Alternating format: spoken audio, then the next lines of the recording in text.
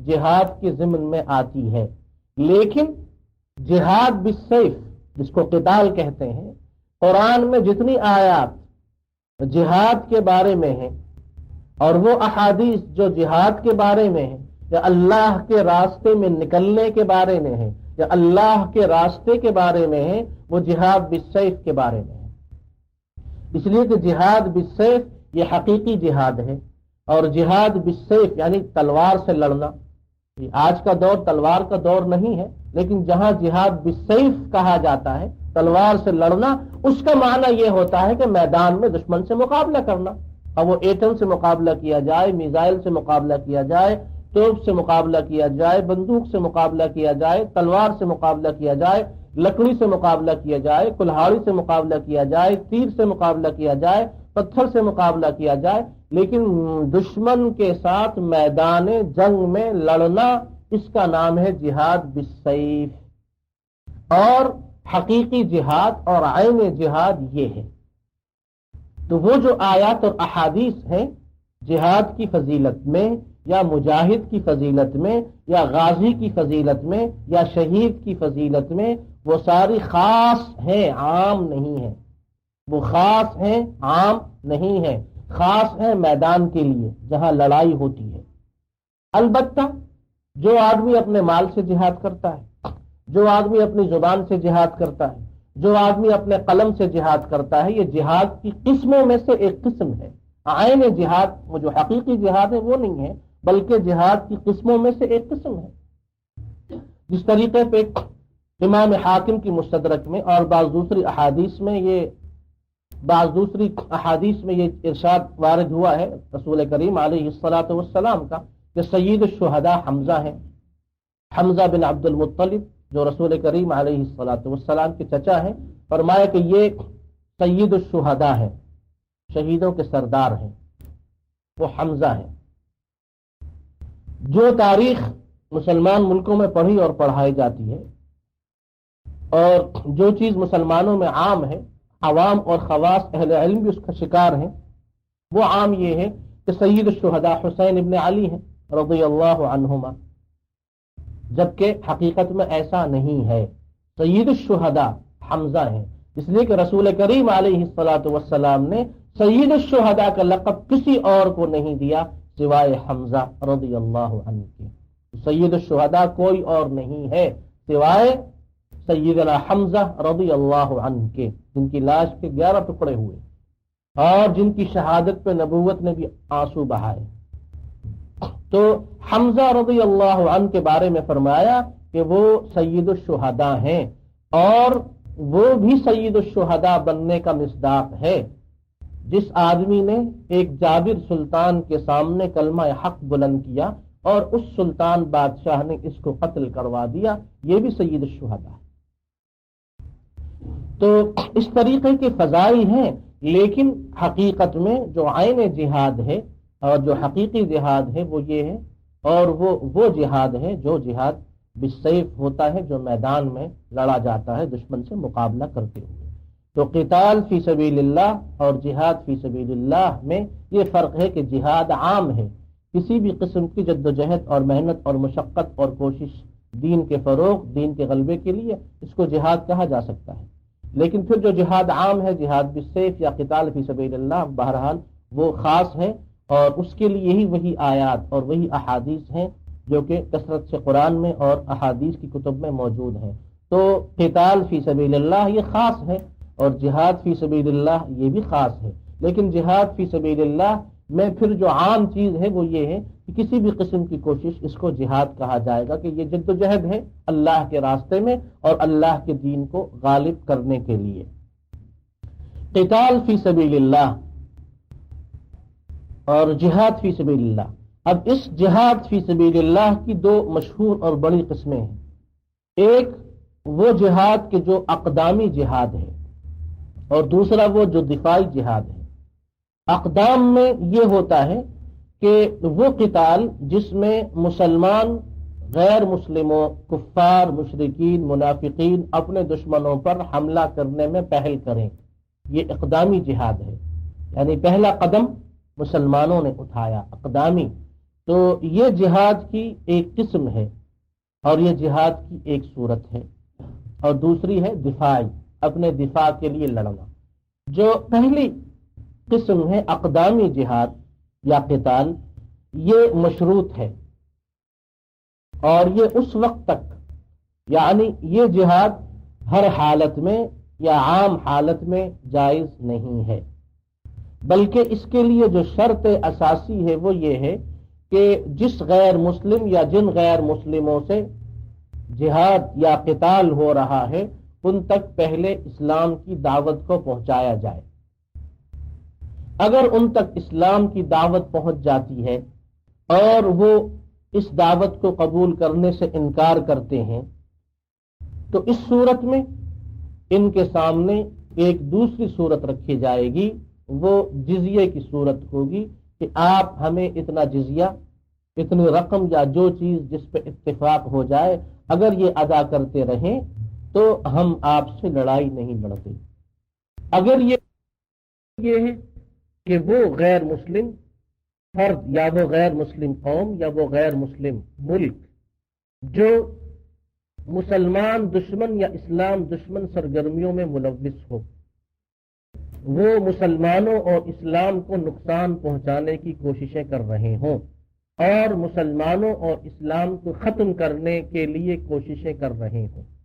تو ان ممالک اور ان لوگوں اور اس فرد یا اس قوم سے بھی کہا جائے گا کہ اسلام کی دعوت کو قبول کیا جائے یا جزیہ ادا کیا جائے، بصورت دیگر ان سے بھی جہاد ہوگا۔ لیکن ظاہر ہے کہ اس صورت میں ہو سکتا ہے جب مسلمانوں کو غلبہ نصیب ہو اور مسلمانوں کے پاس خلافت ہو اور مسلمانوں کا خلیفہ ہو اور مسلمانوں کے پاس طاقت ہو۔ موجودہ صورتحال میں کوئی بھی مسلمان فرد یا کوئی بھی مسلمان قوم یا کوئی بھی مسلمان ملک اس پوزیشن میں نہیں ہے کہ وہ کسی غیر مسلم فرد یا قوم یا ملک کے سامنے اسلام کی دعوت پیش کرے، اس لیے کہ اسلام کی دعوت وہ خلیفہ اور وہ خلافت اور وہ حکومت اور وہ ملک اور وہ اسٹیٹ پیش کر سکتا ہے جو خود مکمل طور پہ اس دین پر عمل کرنے والا ہو جس دین کی وہ دعوت دے رہا ہے۔ اگر یہ ملک اور یہ خلیفہ اور یہ قوم خود دین کی، قرآن کی، اسلام کی دشمن ہے تو ان سے کس طریقے پہ یہ توقع کی جا سکتی ہے کہ یہ غیر مسلموں کے سامنے اسلام کی دعوت پیش کرے؟ اور اسلام کی دعوت قبول نہ کرنے کی صورت میں جزیے کا مطالبہ طاقتور ملک اس ملک سے کر سکتا ہے جس سے وہ طاقت میں یا کسی اور لحاظ سے برتر ہو۔ موجودہ صورتحال میں تمام اسلامی ممالک کسی بھی کافر ملک سے برتر نہیں ہے، بہتر نہیں ہے، اعلیٰ نہیں ہے، طاقت و قوت میں ان سے زیادہ اور اچھے نہیں ہیں۔ تو اس صورتحال میں مسلمان دفاعی جہاد اور دفاعی قتال بھی اگر صحیح طریقے پہ ادا کر سکے تو غنیمت ہے، اور دفاعی جہاد کی دوسری قسم ہے۔ یہ اس صورت میں ہوتا ہے کہ اگر کافروں، مشرکوں یا منافقوں یا مرتدین یا کسی اور غیر مسلم فرد یا قوت و طاقت نے مسلمانوں کے کسی ملک، شہر، بستی یا گاؤں پہ حملہ کیا ہو اور اس پر قبضہ کر لیا ہو، یا انہوں نے کسی مسلمان ملک پہ حملہ کر کے کسی مسلمان آدمی کو یا مسلمانوں کو گرفتار کر لیا ہو، لیکن جہاں صورتحال یہ ہو کہ مسلمان خود اپنے مسلمانوں کو گرفتار کر کے کافروں کو پیش کریں تو وہاں کس سے آپ توقع رکھیں گے کہ جہاد کیا جائے؟ تو اگر کسی مسلمان کو کافر گرفتار کرتا ہے تو اس صورت میں ہر مسلمان پہ فرض ہے کہ اس مسلمان قیدی کو چھڑانے کے لیے اس کافر سے جہاد کرے۔ اور یہ جو دفاعی جہاد ہے، یہ دفاعی جہاد ہر مسلمان پہ فرض عین ہو جاتا ہے۔ ہر مسلمان پہ جہاد فرض عین ہے، وہ دنیا کے کسی بھی ملک میں رہتا ہو۔ کس صورت میں؟ اس صورت میں کہ اگر اس دنیا میں زمین کے اوپر کسی مقام پہ کافروں نے کسی مسلمان علاقے پہ قبضہ کر لیا ہو اور اس علاقے کے لوگ کافروں سے مقابلہ نہیں کر سکتے، سست ہیں یا کمزور ہیں، اب پوری دنیا کے مسلمان ان پہ فرض ہے، فرض عین کہ وہ اپنے ان مسلمان بھائیوں کی مدد کریں اس علاقے کو آزاد کرانے کے لیے۔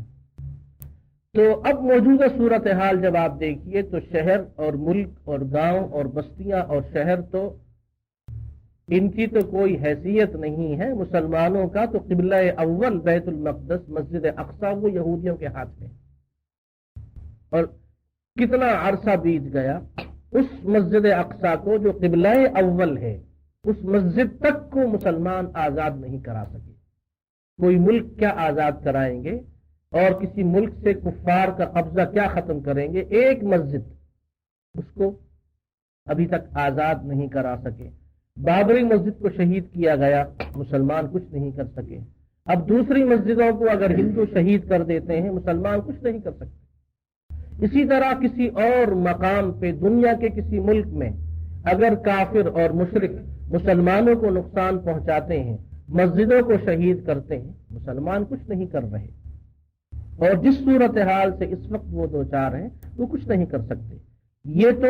مسائل ہیں کہ ہر مسلمان پہ اس صورت میں جہاد فرض عین ہو جاتا ہے جب کسی مقام پہ کسی شہر بستی یا گاؤں پہ غیر مسلم قبضہ کر لیں، یا کسی مسلمان کو گرفتار کر لیں، یا کسی ایک مسلمان عورت کو گرفتار کر لیں۔ بوسنا اور ہرسک میں 60,000 مسلمان عورتوں کی بے حرمتی ہوئی۔ یہ ایک عورت کا مسئلہ ہے، فقہا نے یہ مسائل بیان کیے ہیں کہ دنیا کے کسی کونے میں اگر ایک مسلمان عورت کو گرفتار کیا جاتا ہے تو پوری امت پہ جہاد فرض ہو جاتا ہے، اور اس صورت میں بھی جہاد فرض ہو جاتا ہے جب خلیفہ، مسلمانوں کا خلیفہ یا امام المسلمین اپنی قوم کو یا مسلمانوں کو جہاد کا حکم دے،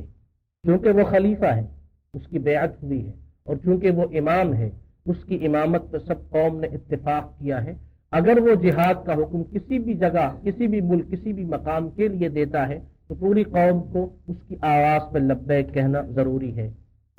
اور اسی طرح جہاد اس وقت بھی فرض عین ہو جاتا ہے جب یہ معلوم ہو کہ کسی مقام پہ، دنیا میں کسی مقام پہ مسلمانوں اور کافروں کی فوجیں ایک دوسرے کے آمنے سامنے آ گئی ہیں اور ایک دوسرے سے لڑائی کے لیے تیار ہیں۔ پھر یہ اطلاع دنیا میں دوسرے کسی علاقے میں مسلمانوں تک پہنچتی ہے تو ان سب پہ جہاد فرض عین ہو جاتا ہے اپنے ان مسلمان بھائیوں کی مدد کے لیے جو کافروں کے بالکل سامنے آ گئے ہیں اور لڑائی کے لیے تیار ہیں۔ تو یہ دفاعی جنگ کی صورتیں تھیں، جن صورتوں میں ایک تو یہ کہ مسلمان اپنے دفاع کے لیے لڑتا ہے، اس پہ جہاد فرض، اور دوسرا مسلمان ملت اسلامیہ کے ہر کلمہ گو مسلمان پہ جہاد فرض ہو جاتا ہے جب اسے معلوم ہو کہ فلاں مقام پہ مردوں کی، عورتوں کی بے حرمتی ہوئی ہے، ان کو شہید کیا گیا ہے، یا کسی کو گرفتار کیا گیا ہے، یا کسی مسلمانوں کے علاقے پہ قبضہ کر لیا گیا ہے، تو پوری ملت اسلامیہ پہ جہاد فرض۔